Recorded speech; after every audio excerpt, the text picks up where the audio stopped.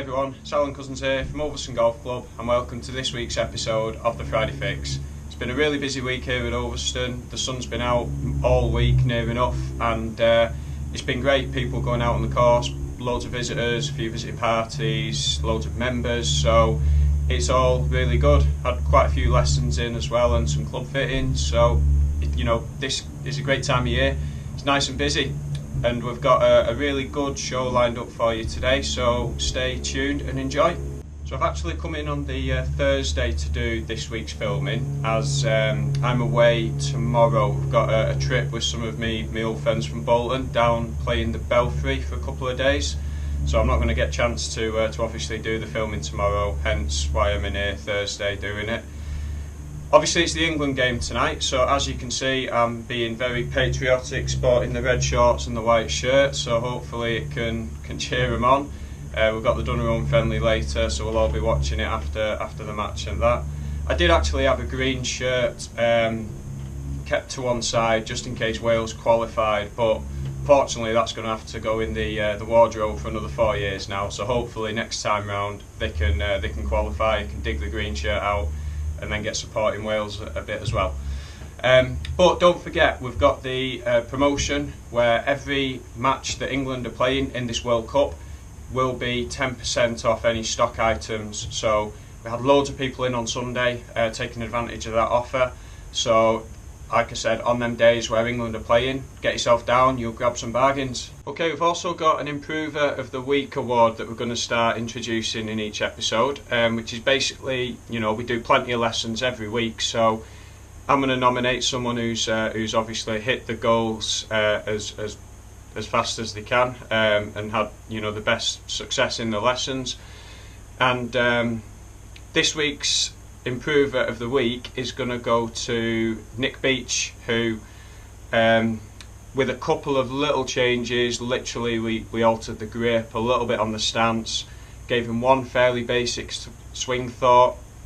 From doing that, the results on the GC2 were outstanding. His launch angle went right up and the carry distance with his driver, which ultimately is the thing that was affecting his game, was a lot better. He got the height on the shot as well, just by making literally one grip change, one setup change and a little swing thought. So well done, Nick. For your prize, Improver of the Week, we've got a sleeve of the new Titleist Tour soft balls. Okay, so pop in the shop, mate, collect them, and hopefully your game's improving now. You shouldn't need to replenish them too often. We've just got a comp report now to do from last Saturday's E.L. Hartley Trophy. Had a great turnout, over 120 players all competing in it, and this year's winner was Jamie Salisbury with a great score. He had 67 net. Conditions were very tricky. The fairways are really dry at the moment, greens are sort of fairly firm, so it's really difficult to stop them on it.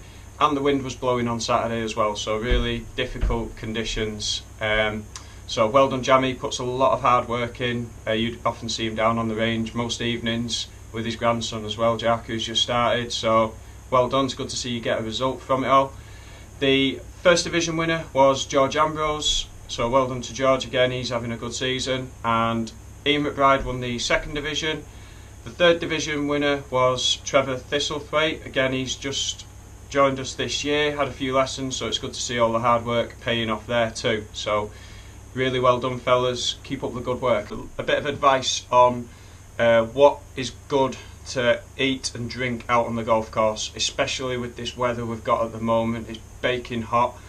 I do try and offer a little bit of advice when people are piling in the shop, but sometimes they just sort of ignore it and go straight to the sugary drinks. But that's one of the things that people generally do. They go straight to the fridge, they cram the bag full of either sugar-filled drinks like Pepsi or Coca-Cola or Lucozade.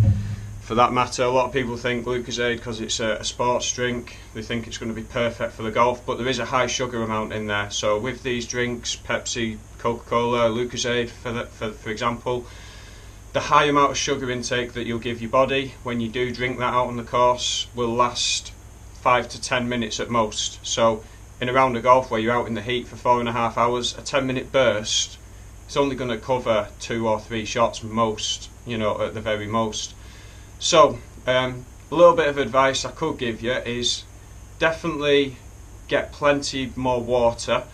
Obviously your body does burn calories and minerals and salts when you're out on the course, so it is good to replenish that, but not always with a full sugar drink. So what I would do is get 2-3 bottles of water maybe, and then just water it down every couple of holes, have a few swigs of a sugary drink then, rather than just cram a full bottle of sugar down.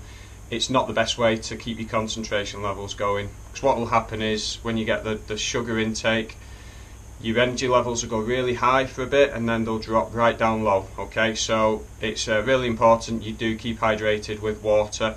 That's ultimately the best thing for you to take out on the course, with a little bit of a sugar substance as well. In terms of what to eat, again, avoid the heavy sugar snacks. You know, not doing them any favours, but things like Mars bars, you know, not really the best thing, so just give you a big sugar buzz, and it's not really what you need out on the course. Look for low GI foods like, you know, flapjacks or fruit, banana, high in potassium. There's loads of good foods that you can eat out on the golf course that basically, when in the system, just release the energy a little bit slower and a little bit more staged, so it is a much better thing to eat. So things like nuts, bananas, dried banana, flapjack is all, you know, really good for you to eat out on the course. And you never know, try it in the competition this week. Rather than getting your 4 bottles of Lucozade and your 3 Mars bars, try a flapjack, 3 or 4 bottles of water, and then just 1 sugar drink, just to even out throughout the 18 holes, not in one big hit. Okay, give it a go. It might just help you on the back 9. You know, when the energy levels start dropping down, it might just help you out there. Alright, give it a try. Okay, join us now out on the golf course, where for the next few tip of the weeks we're going to be tackling sloping lies. So today we're going to be talking you through how to set up and play correctly a shot when the ball is below the feet. So hope you enjoy.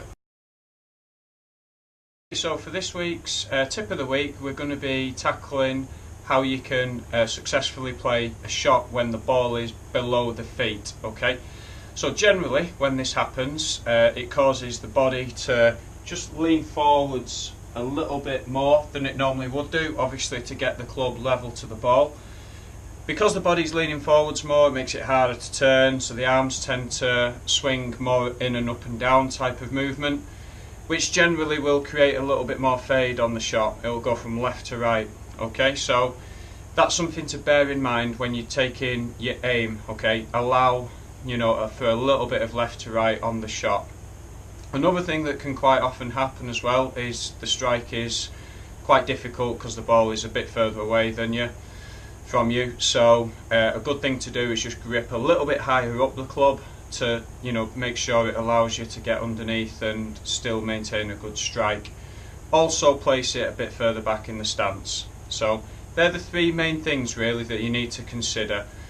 The less loft that's on the club, so if it's a long iron and it's below the feet, it's going to fade more. So the less loft that there is on it, make more of an allowance, and obviously the severity of the slope, you know, it's going to affect it more, so make more of an allowance if it's really severe. Okay, so a popular spot where this can happen out on the golf course is on our 18th. So if you get a drive away, quite often the fairway runs left to right, and it can just hang on that slope and give you a tricky lie where the ball is below the feet. So check out where I am out on the course there on the 18th, and we'll see how them shots go. Just going to aim it left of the green, grip higher up the top end of the club there. Just going to aim it just up that left hand side. You can probably see now it's making me posture lean forwards a little bit more, and there we go. You can see the ball flight there is moving left to right quite clearly in the air. Okay, just going to hit another shot there to show you. Same again, I'm aiming left, leaning over it a bit more, and there you can see that left to right ball flight is really moving in that way. So make sure you do make an allowance for that. Okay, so remember, grip higher up the club, with your setup. Bow position just a little bit further back in the stance to ensure a good strike. But then for your direction, make sure you aim just a little bit further left of the target. The longer club you're hitting, the more that spin will have an effect on it as well. So if it's a short iron, probably don't need to aim as far left. If it's a long iron, then you're going to have to allow for more spin. Okay, so you know, the less club or the less loft you're hitting, the more the spin's going to be on it, the more you'll have to allow. Okay, hope you've enjoyed this week's video, folks, and give us a shout if there's any other questions that you want answering.